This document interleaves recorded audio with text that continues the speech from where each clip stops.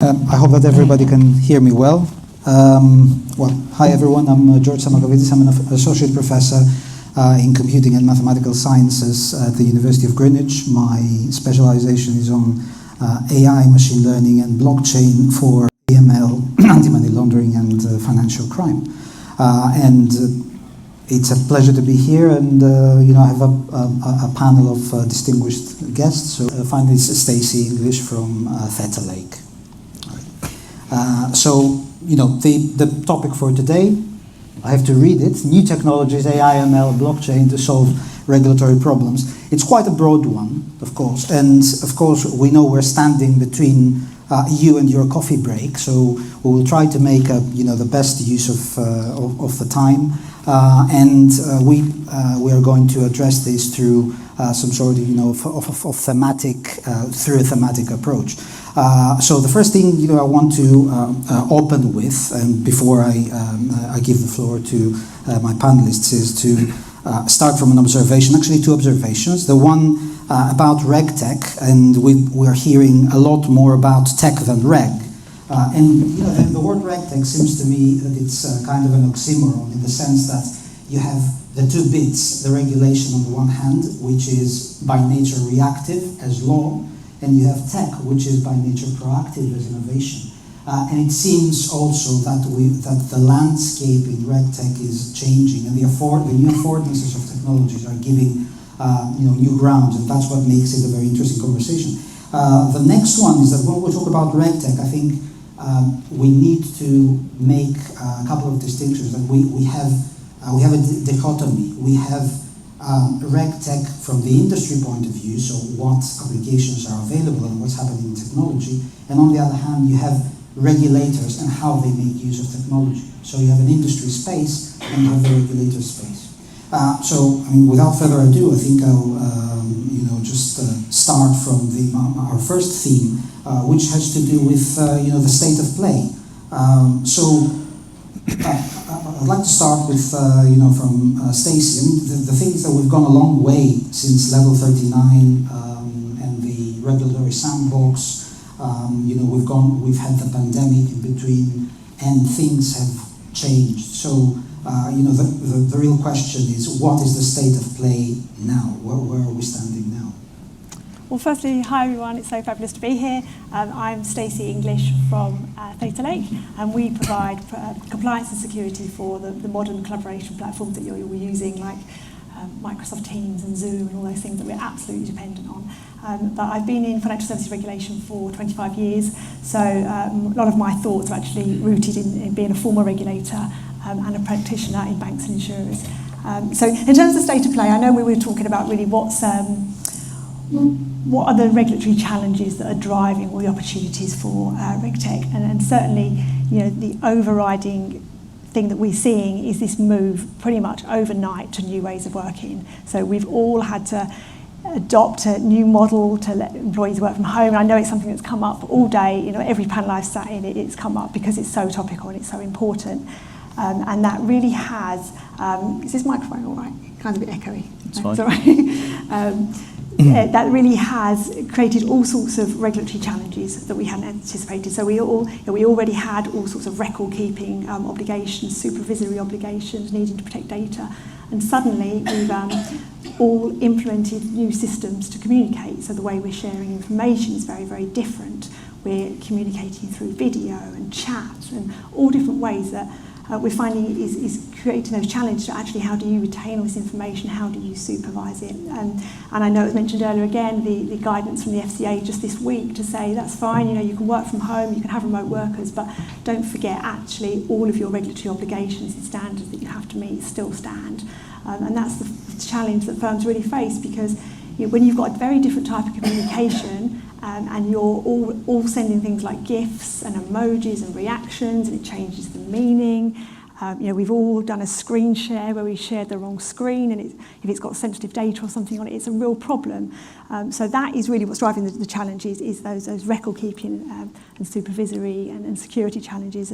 And the only option firms have really is to turn these things off. So they spent all this money on these fabulous systems that are keeping everyone productive and connected, and then you have to turn off your video or your chat. So that's where we're seeing the demand to say, well, look, we've spent all this money on these really good systems, they're working really well for us, but we're actually so worried about the compliance and security obligations, we can't really use them properly. So that's where we're helping. Points. I mean, if we move on to what I would call the latest trends in regulation and technology, and I will continue. I will insist separating the two rather than conflating the term RegTech. It's at the end of the day about how technology serves regulation.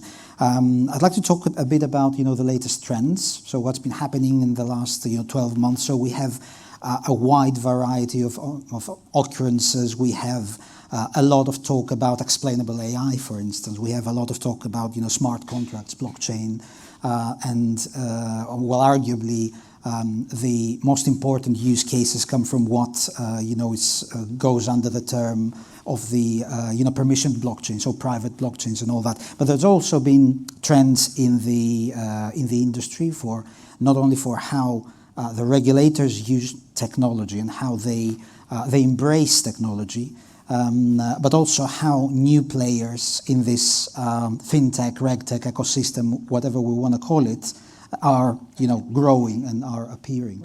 So I'd like, Stacey, what would you like to top this up? Absolutely. So in this new world of work that we're all trying to come to terms with and figure out, and I think today's a really good example. We've got hybrid and in-person. We're finding that organisations are going back to the environment. They're looking at their existing controls and actually thinking, well, this doesn't actually work for the way we operate now. And when you add to that the FCA and other regulators say, well, look, your controls have to be equally robust, whether you're in the office or at home. It becomes a challenge when you're communicating and sharing information in a very different way. So finding that some of the legacy approaches, the legacy technology just doesn't work for the way you're operating now is really driving that need for new technology. And that's where we're seeing AI and machine learning really coming into its own, because it can do things that word searches or lexicons or this much simpler technology can't do. And some of the things that panelists have chatted about today, in terms of, say, volume, there's no way, if you're all communicating on video and you might be 100 videos a day, that anybody could possibly watch them. It would be a complete waste of their time to do that. So, you need something that can actually review those, pinpoint risks, identify the issues in them and surface and highlight them to you.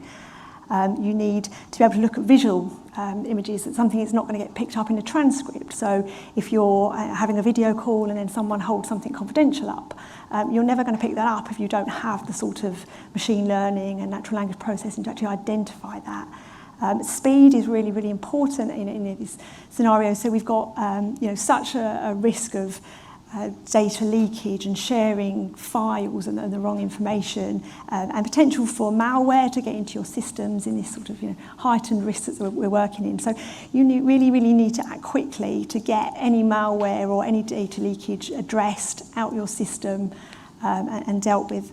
And then context, that's another one. You just cannot, with traditional approaches, understand the full context of a conversation. So whether that's around misconduct or collusion, you need to understand what emojis were added and what GIFs and what reactions. It's a completely different way to the way we would use email and print stuff out and sit around a phone in a meeting room with one of those spider phones. It's completely different. So that's what we're seeing drive it. That actually we need different tools, and with that regulatory push as well. That's what's driving the need for these new systems. Yeah. I mean, I guess moving along the the timeline. I'd like to move on to the question: where is RegTech or regulatory technology or technology for regulators is moving? And I was really looking forward to have Melvin here, but he couldn't make it from the Bank of England, because I would have loved to have his view on CBDCs, on digital assets, and where this is going. So, but I think there are people on the panel also have some regulatory background and can help. Now, the point here is that we've seen, and we're seeing, if you like, closer collaboration between regulators and industry. We're seeing regulatory requirements becoming international. It's almost, the business, the transaction business is by definition international. We see a lot of movement in areas such as regulatory arbitrage, for instance, and I recall, one of the speakers in a panel before mentioned that. So the question really for my panel is, where do we think, and that will lead then to the next question, the closing question, which has to do with innovation and the future of RegTech. Where do you think that RegTech is heading today? I don't know who wants to take this one first. Sure. As an ex-regulator, I'll have you try and stand in for Bank of England. So I think what's most notable here is that the regulator's moving to be a data-driven regulator, and they've been very clear about this. And I think they said they'll be as much as a data regulator as they will be a financial regulator. And I think that really puts firms on notice that they are going to need to be providing much more data to them in a format that they can use, because we know, the amount of data they're looking at in investigations has gone up 200%, and they're using it in supervision. Of course, they're trying to do remote supervision, so all those records need to go to them. So I think knowing that you've got to get that data to them in an accessible way, and you really must know what's in it, because the last thing you want to do is hand over a load of data that the regulator finds something in there that you don't know about. So that, I think, is a big change.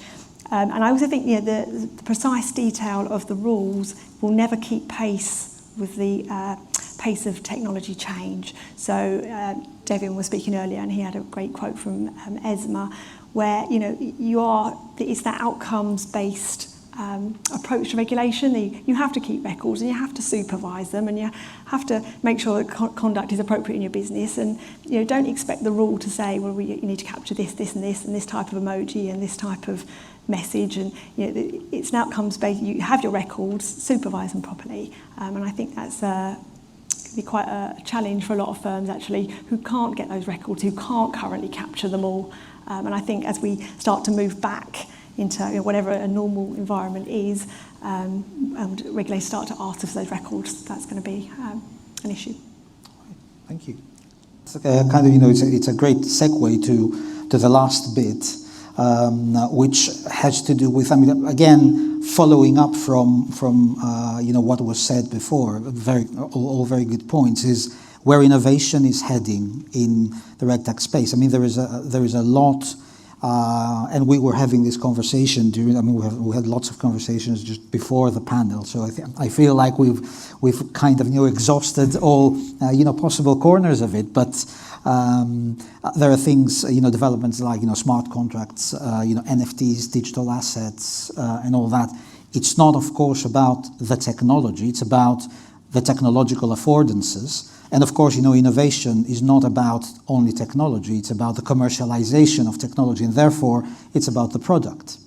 So, and I would like to, invite your view, Roshan. No, Stacey, if you want to. Time, so just the last thing I'd say about the future of RegTech is integration is going to be one of the most important things. It's one of the things that came out of the FCA research and what was the barrier to adoption, and it's something that's really important to us at Theta Lake. We are built with integrations in mind. We've got 40 plus frictionless integrations. We know we are part of a bigger system of tools. We know that firms have multiple tools to do their compliance, and we fit within that. And you have to the last thing a firm wants is something that's going to come in and disrupt their workforce or their customers. So very much built around, well, if you'd like to archive with us, that's fine. If you have another archive vendor, that's fine. We can send data to them. If you want to export stuff out of the system, we can do that. You can pick and choose, and I think that is going to be so important. To your point, you can't have all these point solutions that just try and solve everything. You have to work with all sorts of partners to make sure you're bringing in making use of all of the tools that a firm uses. Oh, excellent. I think we covered it. I know we only have 6 minutes, just as the clock is ticking. Just to mention before we have time to take a couple of questions. I think one of the from my point of view, one of the core observations, and we've been seeing that in the so-called fintech revolution, that what you have here is a reintermediation of the total, product and financial services supply chain, and you have, what I call XaaS, X as a service, everything as a service, banking as a service, and KYC as a service, and all that. And one of the questions is relevant here. And I think there is a significant role for the regulator there to not really follow the technology, but understand the technology, and because the regulator cannot afford not to. They have to stay abreast. This is happening, and all these small KYC providers and all this ID verification as a service is happening. At some point, it lands on their table, and the regulator has to say yay or nay to that, and therefore, there's that prerogative for the regulator to become more tech savvy. There are a couple of questions here that I'd like to share with you. So, what are your thoughts about putting KYC on a blockchain? So, if I want to rephrase that, I would say, are there any views about using blockchain for KYC? I'm not entirely sure what the question, what is the essence of the question. If the question comes from, in here, if somebody wants to clarify it? No? This is probably an online one. Let me take a stab at it then first. Let me start on that. Now, having a utility, if that's the meaning of the question, having a KYC utility on a public blockchain is a long way from conception to delivery. We've had discussions again, before this panel about how the basic plumbing and the infrastructure requires, a lot of re-engineering, and it's essentially an enterprise architecture's problem. There are a lot of use cases for KYC using DLTs, distributed ledger technologies, but I think we are a long way for a number of technical and non-technical reasons from doing that. And I don't know what you guys think. Any thoughts? I don't think I can do that question justice, Yeah. but in the time we have available. But I think anything with a good audit trail as a regulator is important to me. So if that helps, if it was something that helps organisations do things more efficiently, then that's great. If it's a good audit trail, then that's great too. But beyond that. Yeah, that kind of connects to the the usual saying that we're talking about blockchain, saying blockchain is a solution looking for a problem. In the sense that at some point it was everything over a blockchain is a solution, and I guess you put the you put it very correctly in saying that it's about the KYC problem, and if we don't need a blockchain can deliver a more democratized and more transparent process, but again, that does not come without its caveats. Right. On this one, there is another interesting one, which is which of the current regulatory challenges will, in your opinion, be solved first? Who wants to take that? Well, I'd like to say that we are solving the challenge of record keeping and supervision first, because obviously that is something that's happening now, and the technology is there to do it. So, but when you talk about regulatory challenges, there are so many; it's so broad. That I think there are a number of good solutions, not solving a number of things now. Okay. I think, as I said, we ran out of time, and I was thinking whether I'm going to be cheeky and eat out into your coffee break, but you'll know that I decided not to. That is everything. I'd like to thank my panelists. This was a very interesting conversation. I hope you enjoyed it, and I hope you had the opportunity we had the opportunity to cover enough of the background and what you wanted to get out of this panel. So thank you very much.